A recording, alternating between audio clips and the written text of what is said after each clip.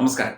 പ്രധാനമന്ത്രി നരേന്ദ്രമോദി ഡൊണാൾഡ് ട്രംപിന്റെ സ്ഥാനാരോഹണ ചടങ്ങിൽ, പ്രസിഡന്റായി സ്ഥാനമേൽക്കുന്ന ചടങ്ങിൽ അദ്ദേഹത്തെ ക്ഷണിച്ചില്ല. പകരം എസ് ജയശങ്കറാണ് പോയത്. ആ സമയത്ത് ഇവിടെ ചില സമൂഹ മാധ്യമ ഗ്രൂപ്പുകളിൽ, പ്രത്യേകിച്ച് ഇടതുപക്ഷ ഗ്രൂപ്പുകളിലൊക്കെ അയ്യോ മോദിയെ വിട്ടുകളഞ്ഞല്ലോ, വലിയ കൂട്ടായിരുന്നല്ലോ, മോദിയെ വേണ്ട ട്രംപിന്, മോദിയെ ഒഴിവാക്കി ട്രംപ് എന്നൊക്കെ തലക്കെട്ട് കൊടുത്ത ചില സമൂഹ മാധ്യമ പേജുകൾ കണ്ടു. ദേശാഭിമാനിയിലും അല്ലെങ്കിൽ ജനയുഗത്തിലും ഒക്കെ തന്നെ സമാനമായ തലക്കെട്ടുകൾ, അതേ മാതിരിയല്ല തലക്കെട്ട്, എന്താണെന്ന് പെട്ടെന്ന് ഓർക്കുന്നില്ല. അപ്പം അത്തരത്തിൽ മോദിയെ ഒഴിവാക്കി ട്രംപ് മുന്നേറുന്നു തുടങ്ങിയ രീതിയിലൊക്കെ തന്നെ പലതും ഇവിടെ കണ്ടു. അവിടെ സത്യപ്രതിജ്ഞയ്ക്ക് പോകണോ അല്ലെങ്കിൽ അധികാരമേൽക്കുന്നതിന് പോകണോ വേണ്ടയോ എന്നത് അന്താരാഷ്ട്ര വിഷയമാണ്, അത് നയതന്ത്ര വിഷയമാണ്, അത് അതുമായി ബന്ധപ്പെട്ട് അതിൽ ഉൾപ്പെട്ട നേതാക്കൾ തമ്മിൽ തീരുമാനിക്കുന്ന കാര്യമാണ്, പോകണോ വേണ്ടയോ എന്നുള്ളത്. ഫെബ്രുവരി മാസത്തിൽ എന്തായാലും വൈറ്റ് ഹൌസ് സന്ദർശിക്കാൻ നരേന്ദ്രമോദി ഒരുങ്ങിക്കഴിഞ്ഞു, പ്രത്യേക ക്ഷണിതാവായി തന്നെ. ഈ ജോ ബൈഡൻ ആയിരുന്ന കാലത്ത് മോദിയെ പ്രത്യേക ഒരു ഹിസ്റ്റോറിക്, ഒരു ചരിത്രപരമായ ഒരു സ്വീകരണം നൽകിക്കൊണ്ട് അമേരിക്കയുടെ ഏറ്റവും പ്രധാനപ്പെട്ട അതിഥിയായി മോദിയെ സ്വീകരിച്ച് ആനയിച്ച് ഇരുത്തിയത് നമ്മൾ കണ്ടതാണ്. ട്രംപ് ഒരുപടി കൂടി മുന്നിൽ നിൽക്കുകയുള്ളൂ, പുറകെ നീക്കുന്ന ആളല്ല. അത് അവർ തമ്മിലുള്ള ഉഭയകക്ഷി നയതന്ത്ര ബന്ധം, അതിൽ ദേശാഭിമാനിയോ അല്ലെങ്കിൽ മറ്റ് മാധ്യമങ്ങളോ ഒന്നും ബുദ്ധിമുട്ടേണ്ട കാര്യമില്ല, അവർക്കറിയാം എന്ത് വേണം എന്നുള്ളത്. ഇപ്പോൾ അദ്ദേഹം ഫോണിൽ പല വിഷയങ്ങളും സംസാരിച്ചിരിക്കുന്നു. നരേന്ദ്രമോദിയും ഡൊണാൾഡ് ട്രംപും തമ്മിലുള്ള ചില ഫോൺ സംഭാഷണങ്ങളുടെ വാർത്തകളാണ് ഇപ്പോൾ ദേശീയ മാധ്യമങ്ങളിൽ വരുന്നത്. സ്ഥാനമേറ്റതിന് ശേഷം ആണ് മോദി ആദ്യമായി ഡൊണാൾഡ് ട്രംപുമായി ഫോണിൽ സംസാരിച്ചത്. പല വിഷയങ്ങളും സംസാരിച്ചു. അദ്ദേഹം തന്നെ ട്വീറ്റ് ചെയ്തിട്ടുണ്ട്.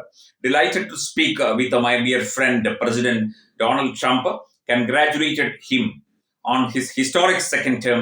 V are committed to a mutually beneficial and trusted partnership. Mutually beneficial, പരസ്പരം പ്രയോജനകരമായ, രണ്ട് രാജ്യങ്ങൾക്കും ലോകത്തിനും പ്രയോജനകരമായ ട്രസ്റ്റഡ് റിലേഷൻഷിപ്പ്, ഏറ്റവും വിശ്വാസയോഗ്യമായ ഒരു ബന്ധം കാത്തു സൂക്ഷിക്കാൻ ഞങ്ങൾ തീരുമാനിച്ചു. ആ സംസാരത്തിന്റെ പ്രാഥമിക, നേരിട്ടുള്ള വിസിറ്റ് ഉണ്ടാകും, അതുകൂടാതെ അതിനു മുൻപുള്ള പ്രാഥമിക സംഭാഷണമാണ് ടെലിഫോണിലൂടെ നടത്തിയത് എന്നാണ് പ്രധാനമന്ത്രി ട്വീറ്റ് ചെയ്തിരിക്കുന്നത്. We will work together for the welfare of our people and towards global peace, prosperity. അങ്ങനെ പോകുന്നു ട്വീറ്റ്. അതായത് ലോക സമാധാനത്തിന് വേണ്ടി, ലോകത്തിന്റെ നന്മയ്ക്ക് വേണ്ടി, ലോകത്തിന്റെ പുരോഗതിക്ക് വേണ്ടി തീർച്ചയായിട്ടും ഞങ്ങൾ ഒരുമിച്ച് പ്രവർത്തിക്കാൻ തീരുമാനിച്ചു കഴിഞ്ഞു എന്നുള്ള ഏറ്റവും പോസിറ്റീവായ കാര്യങ്ങളാണ് പ്രധാനമന്ത്രി ട്വീറ്റ് ചെയ്തിരിക്കുന്നത്. ഇരുകൂട്ടർക്കും നേട്ടങ്ങൾ ഉണ്ടാക്കുന്ന, വിശ്വസിക്കാവുന്ന പരസ്പര പങ്കാളിത്തത്തോടുകൂടി പദ്ധതികൾ, അങ്ങോട്ടും ഇങ്ങോട്ടുമുള്ള ബന്ധങ്ങൾ, ട്രീറ്റുകൾ, കരാറുകൾ ഒക്കെ തന്നെ തീർച്ചയായിട്ടും ഞങ്ങൾ മുമ്പോട്ട് വയ്ക്കും. ജനങ്ങളുടെ ഐശ്വര്യത്തിനും സുരക്ഷിതത്വത്തിനും വേണ്ടി യോജിച്ച് പ്രവർത്തിക്കും എന്നുള്ളതാണ് തീർച്ചയായിട്ടും പ്രധാനമന്ത്രി പങ്കുവച്ചിരിക്കുന്നത്. അമേരിക്കയിൽ നിയമപരമായി കഴിയുന്ന വലിയൊരു ജനവിഭാഗമാണ് ഇന്ത്യക്കാർ. ഇക്കൂട്ടത്തിൽ അനധികൃതമായി US എത്തിയവരുണ്ട്. അവരെ US തിരിച്ചയച്ചാൽ ഇന്ത്യ സ്വീകരിക്കുമെന്നും ട്രംപ് പ്രസിഡന്റായി ചുമതലയേറ്റതിന്റെ പിറ്റേന്ന് അമേരിക്കൻ വിദേശകാര്യമന്ത്രി മാർക്കോ റൂബിയോയുമായി ചർച്ച ചെയ്തപ്പോൾ ഉറപ്പ് നൽകിയിരുന്നു. അതായത് പരസ്പരം ഉള്ള ധാരണ, എല്ലാ കാര്യങ്ങളും, കാരണം തെറ്റുകളൊക്കെ പറ്റാം, ഒരു രാജ്യവും മറ്റു രാജ്യവുമായി ബന്ധപ്പെടുമ്പോൾ അല്ലെങ്കിൽ സഹകരിക്കുമ്പോൾ ഉണ്ടാകുന്ന മിസ്റ്റേക്കുകളും ഒക്കെ ഉണ്ടാകാം. പക്ഷേ അവയൊക്കെ പരിഹരിച്ച് മുന്നേറുകയാണ് തങ്ങളുടെ ലക്ഷ്യം എന്നാണ് ടെലിഫോൺ സംഭാഷണത്തിലൂടെ കഴിഞ്ഞ ദിവസം പ്രധാനമന്ത്രി നരേന്ദ്രമോദിയും അമേരിക്കൻ പ്രസിഡന്റ് ഡൊണാൾഡ് ട്രംപും പരസ്പരം സംസാരിച്ച് ധാരണയിലെത്തിയത്. നേരത്തെ ഞാൻ പറഞ്ഞിരുന്നു, ഫെബ്രുവരി മാസം പകുതിയോടുകൂടി അദ്ദേഹത്തിന്റെ വൈറ്റ് ഹൌസ് സന്ദർശനമുണ്ടാകും എന്ന് പ്രതീക്ഷിക്കുന്നു. തീർച്ചയായിട്ടും ആ വേളയിൽ കഴിഞ്ഞ ദിവസം അച്ചുനിരത്തിയ മാധ്യമങ്ങളും വിളിച്ചുകൂടിയ സമൂഹ മാധ്യമ പേജുകളും ഒക്കെ എന്തു പറയും എന്ന് നമുക്കറിയില്ല. അവർ എന്ത് വേണമെങ്കിലും പറഞ്ഞോട്ടെ. രണ്ട് രാജ്യങ്ങൾ തമ്മിൽ ഉള്ള ഉഭയകക്ഷി ബന്ധത്തെക്കുറിച്ച്, നയതന്ത്ര ധാരണകളെക്കുറിച്ച്, പരസ്പര സഹകരണത്തെക്കുറിച്ച്, പരസ്പരമുള്ള വിശ്വാസയോഗ്യമായ ഇടപെടലുകളെക്കുറിച്ച് പ്രധാനമന്ത്രി നരേന്ദ്രമോദിയെ ആരും പറഞ്ഞു പഠിപ്പിക്കേണ്ട. അദ്ദേഹത്തിന് അറിയാം. അദ്ദേഹം ഒരു നയതന്ത്ര വിദഗ്ധൻ കൂടിയാണ്.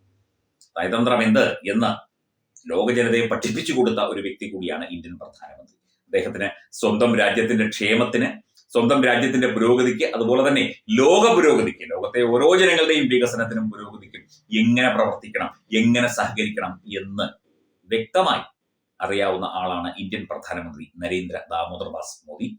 അദ്ദേഹം അമേരിക്കയുമായി, മറ്റ് രാജ്യങ്ങളുമായി, യൂറോപ്യൻ രാജ്യങ്ങളുമായിട്ടും ഒക്കെ തന്നെ ചെറുകിട, വളരെ കുറഞ്ഞ ജനസംഖ്യയുള്ള അവികസിത രാജ്യങ്ങളുമായിട്ട് പോലും ബന്ധങ്ങൾ സ്ഥാപിക്കുന്ന വ്യക്തിയാണ്. അതിലൊന്നും അദ്ദേഹം വലുപ്പ ചെറുപ്പങ്ങൾ കാണാറില്ല. അപ്പൊ നയതന്ത്രം മോദിയെ പഠിപ്പിക്കേണ്ട. മോദി ട്രംപിനെ കണ്ടുകൊള്ളും. അതിന് മറ്റുള്ളവരും, ഇവിടുത്തെ മാധ്യമങ്ങളും ഇടതുപക്ഷ മാധ്യമങ്ങളും അസഹിഷ്ണുത കാണിക്കേണ്ട കാര്യവുമില്ല. Branding partner Edubix online executive education. Focus physiotherapy centre Pattom. Unnat engineering Gujarat. തീർത്ഥയാത്ര.com, Iron Build, Gujarat.